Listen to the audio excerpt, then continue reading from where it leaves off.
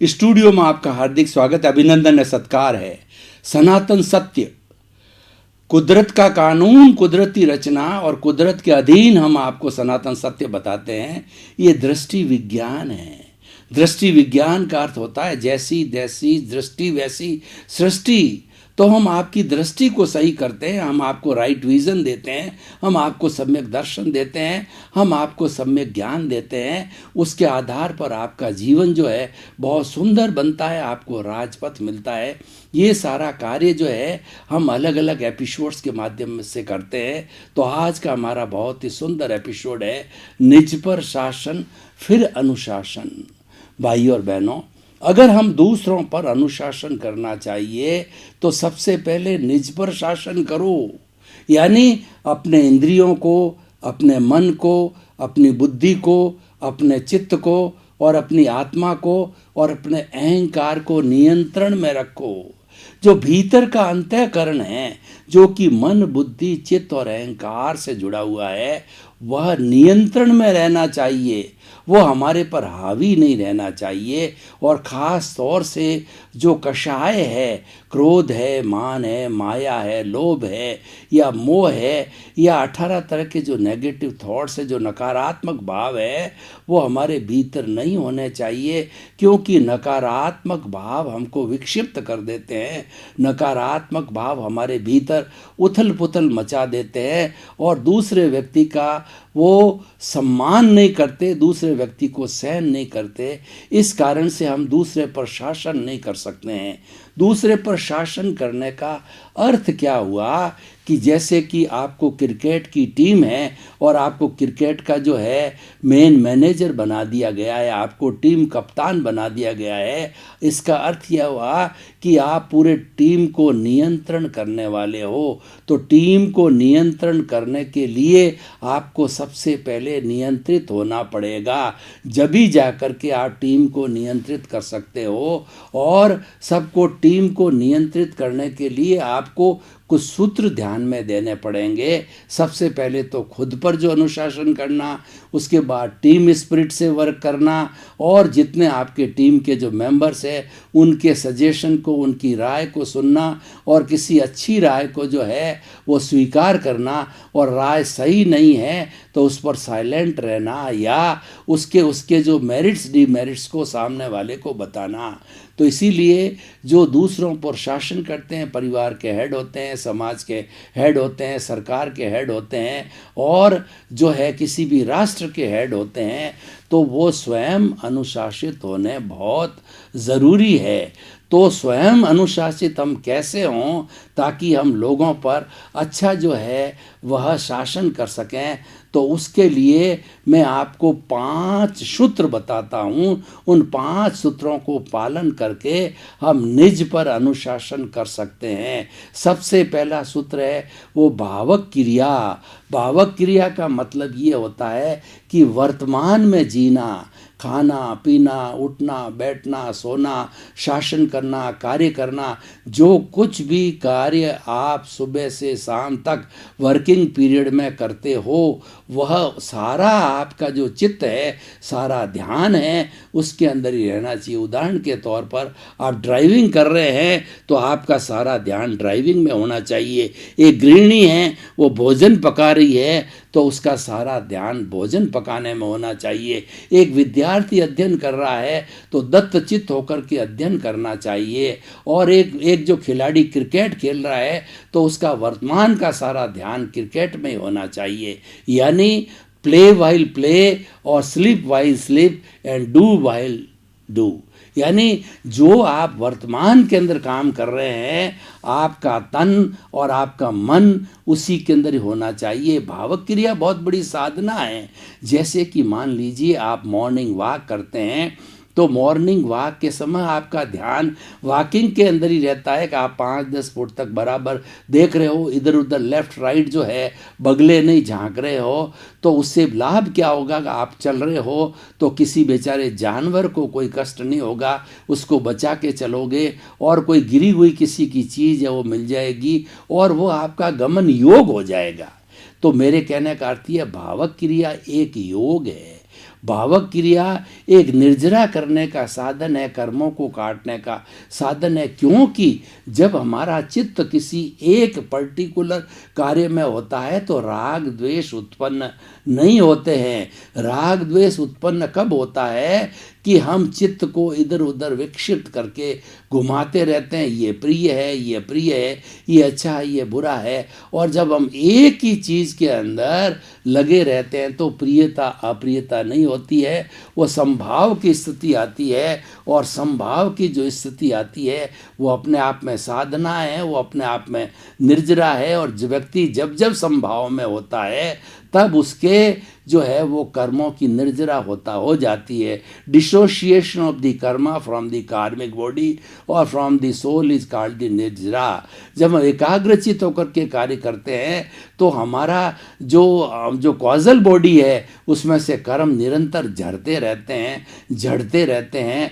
तो इसीलिए इसको निर्जरा कहते हैं। भगवान ने दो तरह के धर्म बताए, एक तो संवर का धर्म है, दूसरा निर्जरा का धर्म है। संवर का धर्म वह होता है कि जो हमारे बाहर से जो कर्म आ रहे हैं पुण्य और पाप के, और जो कर्म का जो आश्रव आ रहा है, जो कर्मों का नाला है जिससे कि कर्म आ रहे हैं, उस नाले को हम बंद कर देते हैं तो वह संवर कहलाता है। इसका मतलब ये है कि बाहर से आने वाले कर्मों का जो है वो सोर्स है हमने बंद कर दिया, वो संवर कहलाता। और हर संवर के साथ में निर्जरा अपने आप ऑटोमेटिकली होती ही है।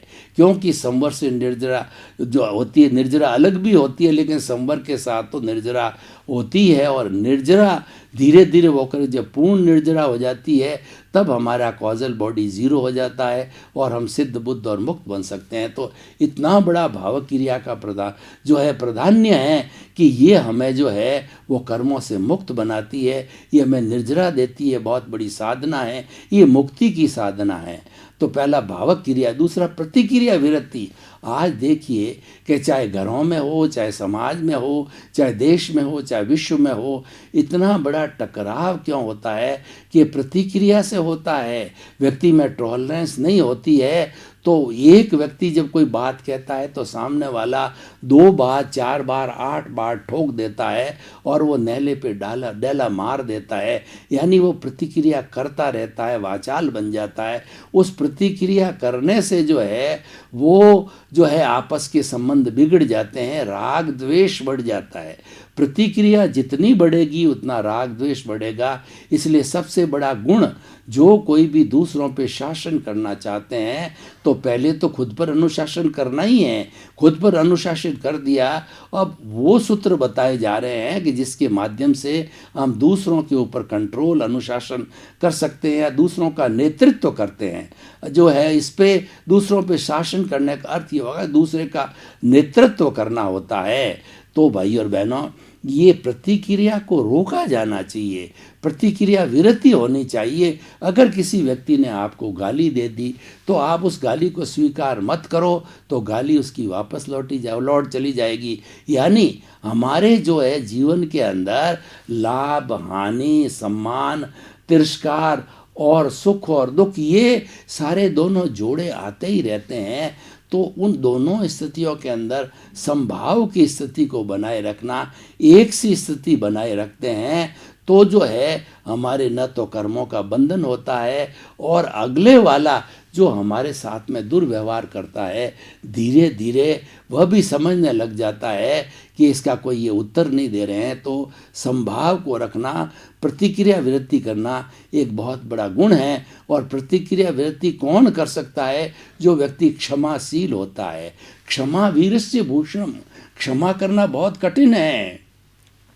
टिट फॉर टैट करना, नेले पर नेले मारना, प्रतिक्रिया करना, झगड़े का जवाब झगड़े से देना, ईंट का जवाब पत्थर से देना, ये कायरों का काम है और ये बहुत सरल काम है। हर एक व्यक्ति कर सकता है अपने अपने सामर्थ्य के अनुसार। लेकिन जो क्षमाशील होते हैं वो लोग वीर होते हैं, इसीलिए क्षमा को वीरों का भूषण बोला गया है।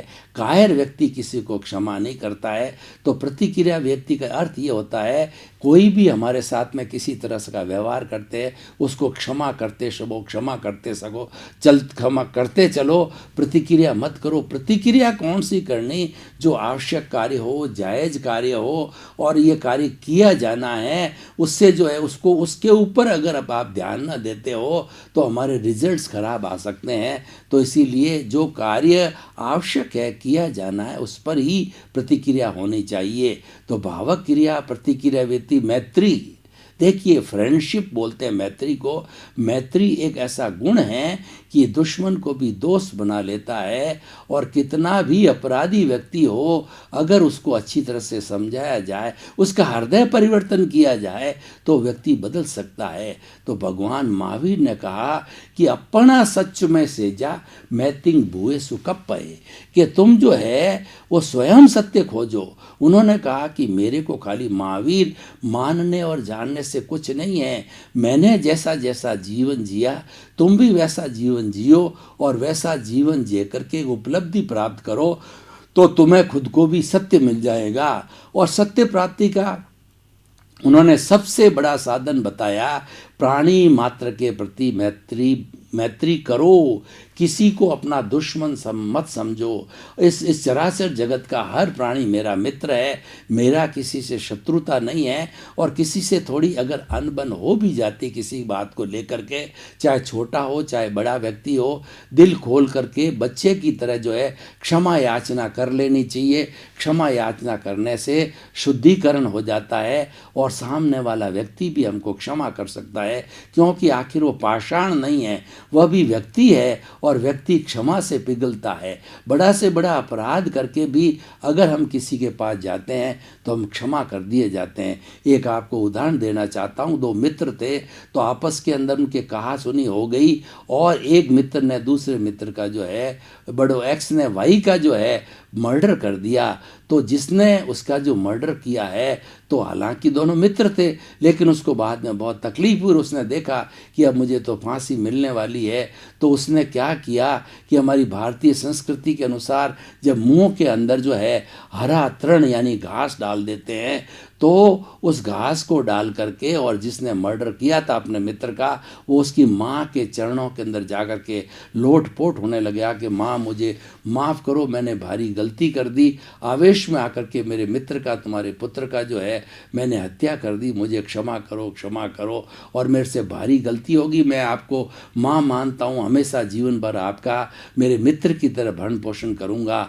तो इस तरह की माँ ने सोचा कि मेरा बच्चा तो चला गया और मुझे कितना बड़ा दुख हो रहा है, अगर मैं इसको जो है वो सज़ा दिला देती हूँ तो इसकी माँ को कितना दुख होगा जितना मुझे दुख हुआ। तो उसने ये चिंतन किया, उसको क्षमा कर दिया, क्योंकि माँ एक वीर थी, और क्षमा किया। तो क्षमा होने के बाद में उसने मर्डर करने वाले व्यक्ति ने ये कहा कि आज से तो मेरी माँ है, मेरी जन्म देने वाली माँ है, दूसरी है, लेकिन मेरे को पुनर्जन्म देने वाली, मेरा जीवन बचाने वाली तो माँ है। तो जीवन भर उस माँ का उन्होंने पालन पोषण किया, और वह क्षमा कर दिया गया। इतनी क्षमा के अंदर ताकत है। तो भावक क्रिया, प्रतिक्रिया वृत्ति और मैत्री, ये मैत्री जो है वो क्षमा के द्वारा आती। हम मित्र को क्षमा करते चलते हैं, प्राणी मात्र को क्षमा करते चलते हैं, तो हमारी मित्रता गाढ़ी हो जाती है। हमें जीवन में किसी को शत्रु नहीं मानना चाहिए। शत्रुता का भाव आ जावे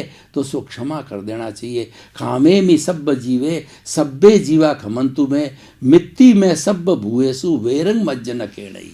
मतलब जगत के सब जीव मुझे क्षमा करते हैं, मैं सब जीवों को क्षमा करता हूँ, सभी मेरे मित्र है, मेरा कोई भी शत्रु नहीं है। तो इस तरीके की जो पॉजिटिव थिंकिंग होती है, भावना होती है, उस व्यक्ति का जब कोई मित्र नहीं होता है तो व्यक्ति जो है वह एक ही अपनी दिशा में आगे से आगे बढ़ता रहता है, और वह धीरे धीरे गंतव्य को प्राप्त हो जाता है। भावक क्रिया, प्रतिक्रिया विरति, मैत्री, मित भाषण, जो लोग दूसरों का नेतृत्व करना चाहते हैं उनको मितभाषी होना चाहिए। यानी जो व्यक्ति किसी भी विषय को लेकर के ज़्यादा बोलता है तो वो वाचाल हो जाता है। वाचाल व्यक्ति जब ज़्यादा बोलता है तो बहुत सी अनर्गल बातें निकल जाती है, झूठ भी निकल जाता है, और उस पर उस व्यक्ति पर कोई विश्वास भी चला जाता है। इसलिए वाचाल नहीं होना चाहिए, और बुद्धिमान और कहना चाहिए जो पागल होता है, उसके जो बीच का जो अंतर है वो केवल वाचालता का अंतर है। वाचालता होने से हमारा चित्त विक्षिप्त हो जाता है, मन विक्षिप्त हो जाता है और हमारे विचारों का तांता रुकता नहीं है और हम किसी एक जगह स्थिर नहीं हो पाते हैं और वाचाल होकर के and a man become the mad. जो इसीलिए हमें जो है मितभाषी होना चाहिए। आवश्यकता हो उतना ही बोला जाए, प्रिय बोला जाए, मधुर बोला जाए, सत्य बोला जाए, हितकारी बोला जाए, किसी को कष्ट हो ऐसी भाषा नहीं हो, टॉन्टिंग भाषा नहीं बोली जाए और किसी को चुभती भाषा नहीं बोली जाए। तो ये सारा मित भाषण में आता है। और पांचवा जो सूत्र है मिताहार। आहार का संबंध है हमारे पूरे जीवन से है, क्योंकि हमारा जो सारा जीवन चलता है वह जीवन विटालिटी के द्वारा चलता है, वह हमारी प्राण शक्ति के द्वारा चलता है। और भाई और बहनों, आपको बताना चाहता हूँ कि वो विटालिटी, प्राण शक्ति, कर्ण वीर्य कैसे बनता है। वो 4 चीज़ों से बनता है, हमारा भोजन, पानी और धूप और उसके बाद के अंदर शुद्ध वायु, ऑक्सीजन। ये चारों चीज़ और मिलकर के कर्ण वीर्य बनाती है, विटालिटी बनाती है। और एक हमारी आत्मा की ताकत होती है, वो लब्धि वीर्य कहलाता है। उस लब्धि वीर्य से तो हमारा अस्तित्व है ही है, सारा चलता है। लेकिन पौद्गलिक सारे जितने भी हमारे जो अंग है, चाहे मन है, चाहे बुद्धि है, चाहे चित्त है, या मन वचन काया है, जिससे हम प्रवृत्ति करते हैं, वो विटालिटी, वो प्राण शक्ति के द्वारा ही चलता है। तो प्राण शक्ति हमारी लिमिटेड बनती है। उस प्राण शक्ति को अच्छा बनाने के लिए हमें मिताहार भी करना चाहिए। हमारा आहार होता है वो हित, मित और रित होना चाहिए। हित का मतलब ये है कि हमारा भोजन हितकर होना चाहिए। मेडिकल साइंस की भाषा में बात करूं तो वह भोजन है वो न्यूट्रियस होना चाहिए। न्यूट्रियस भोजन कौन सा होता है? जिसमें 20% प्रोटीन होता है, 10% कार्बोहाइड्रेट होती है, 10% फैट होती है, 6% मिनरल होते हैं और 60% पानी होता है। कुल मिलाकर के ये 100% जो है वो हमारा भोजन जो है हितकर भोजन होता है। और मित का मतलब होता है भोजन मात्रा में करना चाहिए। हमारा पेट जो कि हमारे भोजन को लेता है 2 ठोस भागों के, उसके पेट के 4 भाग करो, 2 भागों में ठोस भोजन किया जाए, 1 भाग पानी के लिए छोड़ा जाए और 1 भाग गैस के लिए छोड़ा जाए। अगर हम बहुत डटकर से खा लेते हैं और गैस के लिए भोजन को नहीं छोड़ते हैं तो वह गैस हमें आफरा कर देती है, गैस ऊपर चढ़ जाती है, दिमाग के अंदर नेगेटिव थॉट्स आ जाते हैं, अशांति हो जाती है और गैस बहुत बड़ा मार करती है हमारे भीतर में। कई बीमारियों की जननी वो गैस बन जाती है। इसीलिए हमें जो भोजन है वो मात्रा में करना चाहिए। हित, मित और तीसरा होता है रित। भोजन है ऋतु के अनुसार करना चाहिए। अगर गर्मी की मौसम है तो ज़्यादा गर्म भोजन नहीं करना चाहिए और ठंडी का मौसम है तो हमें ठंडा भोजन नहीं करना चाहिए। तो हमें जलवायु के अनुरूप या ऋतु के अनुसार भोजन करना चाहिए। ऋतु के अनुसार फल और सब्जियां ली जानी चाहिए। तो इन सब चीज़ों को मिला करके जो हमारा जो भोजन है ना, वो जो है जैसा अन्न वैसा मन कहा जाता है। तो भोजन भी हमारे पॉजिटिव थॉट्स को बनाने के अंदर और अच्छा नेतृत्व करने में, अच्छा इंसान बनने में बहुत बड़ा सहयोग करते हैं। तो भाई और बहनों, मैंने 5 सूत्र आपको बताए। भावक क्रिया, प्रतिक्रिया विरति, मैत्री, मित भाषण और मिताहार। ये जो 5 सूत्र, वैसे तो बहुत से सूत्र हो सकते हैं। नेतृत्व करने के लिए सहनशीलता होती है, प्रेम होती है और मधुरता होनी चाहिए, व्यवहार कौशलता होनी चाहिए और सबको साथ लेकर चलने की कला होनी चाहिए। सबके साथ में शिष्टाचार का जो व्यवहार किया जाना चाहिए। और भी बहुत सी बातें हैं, लेकिन ये 5 बातें बहुत मुख्य बातें हैं। तो ये बातों का अगर हम जीवन के अंदर उसको धारण करें तो हम समाज का अच्छा नेतृत्व कर सकते हैं, अपने परिवार का अच्छा नेतृत्व कर सकते हैं।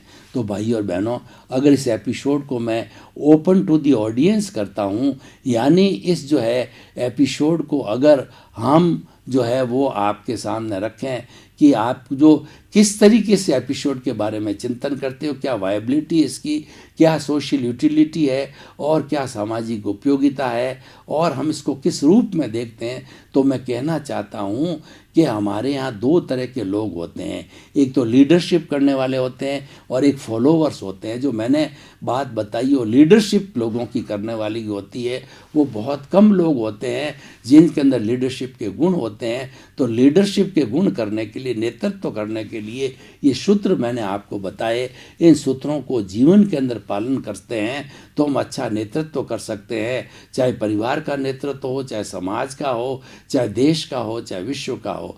तो भाई और बहनों, ये एपिसोड हमारे लिए कितना उपयोगी है। ख़ास तौर से हमारे भारतवर्ष के अंदर 80 करोड़ से ज़्यादा युवा है और भारत का जो भविष्य है वो युवाओं के ऊपर जो है वो निर्भर करता है। तो युवाओं को मैं कहना चाहता हूँ कि आप ही वही लोग हैं जो जवाहरलाल नेहरू बनेंगे, इंदिरा गांधी बनेंगे और जो नरेंद्र मोदी बनेंगे, और जो बड़े बड़े हमारे महापुरुष हुए हैं, महात्मा गांधी, विवेकानंद और जो है बाबा साहब अम्बेडकर और जितने सर्वपल्ली डॉक्टर राधाकृष्ण, जितने जितने महान पुरुष हुए हैं, तो वो महान पुरुष जिन्होंने कि हमारे समाज का नेतृत्व किया, जिन्होंने देश का नेतृत्व किया, तो उनमें कुछ गुण थे जो उनके अंदर एक विशेष गुणों के कारण ही वो हमें अच्छा जो है वो नेतृत्व कारण हमको अच्छा शासन दे पाए, हमारे समाज को अच्छा बनाया। तो भाई और बहनों, ये जो है एपिसोड बहुत ही उपयोगी है कि किस तरीके से जो हम निज पर अनुशासन करके और फिर दूसरों पर शासन यानी नेतृत्व करते हैं। निज पर अनुशासन होना बहुत ज़रूरी है, क्योंकि जो व्यक्ति अनुशासित नहीं है वो दूसरे पर अनुशासन कैसे कर सकता है। तो अनुशासन दूसरों को करने के लिए खुद को अनुशासित होना पड़ता है। पहले खुद की ट्रेनिंग ज़रूरी है और खुद की ट्रेनिंग में हम पारंगत हो जाते हैं, तब वो हम दूसरे चीज़ पर अप्लाई करते हैं। तो खुद ट्रेंड होने के लिए हमें अपने अपने जॉब की हर एक की ट्रेनिंग दी जाती है। पुलिस वाले होते हैं पुलिस की ट्रेनिंग देते हैं, मिलिट्री वाले होते हैं मिलिट्री की ट्रेनिंग दी जाती है, आईएएस की, आईपीएस की, गृहिणी की, और अच्छे जो इंजीनियर की, डॉक्टर की, अच्छे नेता की, हर एक की जो अपनी अपनी अच्छा बनने के लिए ट्रेनिंग दी जाती है। भाई और बहनों, आपका बहुत बहुत धन्यवाद। आप हमारा सनातन सत्य कार्यक्रम बराबर देख रहे हो। आप सनातन सत्य की आत्मा हो और देखते रहिए। सनातन सत्य से आपको बहुत अच्छे अच्छे सूत्र मिलेंगे, बहुत अच्छे जो गुण मिलेंगे, अच्छी कार्य प्रणाली मिलेगी, अच्छे टिप्स बनेंगे, क्योंकि हमारा उद्देश्य है कि सुधरे व्यक्ति, समाज व्यक्ति से राष्ट्र स्वयं सुधरेगा। हम इंसान को सुधारना चाहते हैं, आपको सुधारना चाहते हैं, आपको दृष्टि विज्ञान देना चाहते हैं, जिससे आपको अल्टीमेट ट्रुथ मिले, आपको रियलिटी मिले। इसी क्रम में आपका जीवन आनंदमय हो, मंगलमय हो। आपके प्रति बहुत बहुत शुभकामनाएं।